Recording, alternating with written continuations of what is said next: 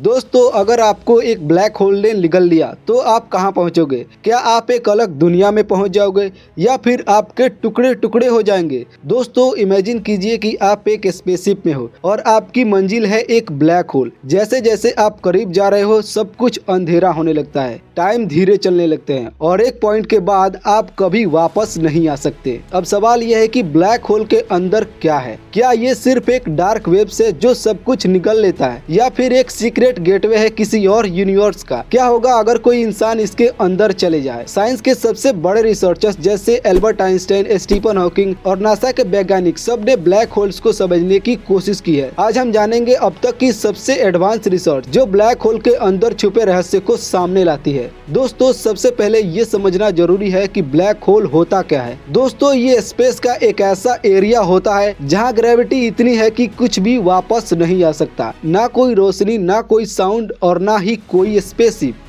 अब ये समझते हैं कि ब्लैक होल बनता कैसे है। जब एक बड़ा स्टार अपनी लाइफ के एंड पर पहुंचता है और उसका फ्यूल खत्म हो जाता है तब वो अपने आप में ही कोलैप्स हो जाता है। वह स्टार बहुत बड़ा हो तो कम से कम हमारे सूरज से 20 गुना ज्यादा, तब वो सुपरनोवा एक्सप्लोजन करता है और बचा हुआ कोर इतना छोटा हो जाता है कि वो ब्लैक होल बन जाता है। तो क्या हमें इससे डरना चाहिए? और अगर हम इसके अंदर चले जाएं तो क्या होगा? चलो अब जानते हैं कि अगर कोई इंसान ब्लैक होल के अंदर गिर जाए तो उसका क्या होगा। अगर आप ब्लैक होल के करीब जाओगे तो पहले सब कुछ नॉर्मल लगेगा, लेकिन जैसे जैसे आप इवेंट हॉरिजॉन के करीब जाओगे तो फिजिक्स के सभी रूल्स फेल होने लगेंगे और वो बाउंड्री जिसे क्रॉस करने के बाद कोई वापस नहीं आ सकता। एल्बर्ट आइंस्टाइन के थ्योरी ऑफ रिलेटिविटी के मुताबिक अगर कोई ब्लैक होल के करीब जाएगा तो टाइम धीरे होने लगेगा। मतलब अगर आपके दोस्त आपको दूर से देख रहे हैं तो उनको लगेगा कि आप स्लो मोशन में ब्लैक होल के और करीब जा रहे हो। जैसे ही आप इवेंट हॉरिजॉन को क्रॉस करेंगे, ग्रेविटी आपके पैर पर सिर के मुकाबले ज्यादा इफेक्ट डालेगी। इस वजह से आपकी बॉडी एक नूडल की तरह खींच जाएगी।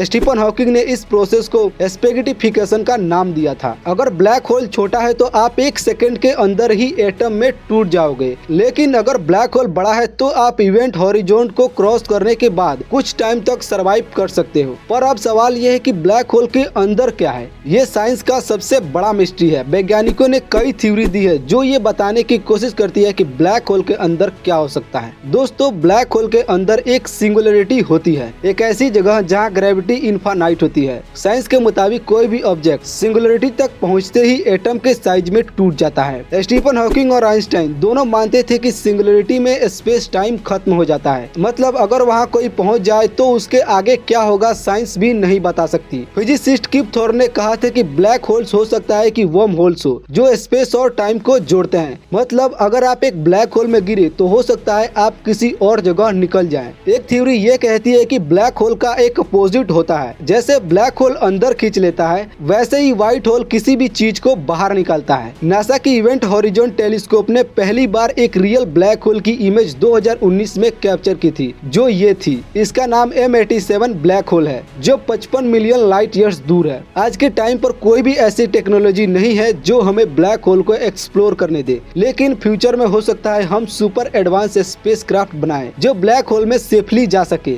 स्टीफन हॉकिंग ने बताया था कि ब्लैक होल्स धीरे धीरे इवापोरेट यानी इस प्रोसेस को हॉकिंग रेडिएशन कहते हैं। मतलब हो सकता है कि फ्यूचर में हम इसे यूज भी कर सके। तो अब सवाल यह है कि क्या हम कभी ब्लैक होल के अंदर का सीक्रेट जान पाएंगे? क्या ये एक गेटवे है किसी और दुनिया का या सिर्फ एक टाइम मशीन जो हमें फ्यूचर में ले जा सकता है? आपको क्या लगता है? कमेंट में जरूर शेयर करें। मिलते हैं अगले वीडियो में।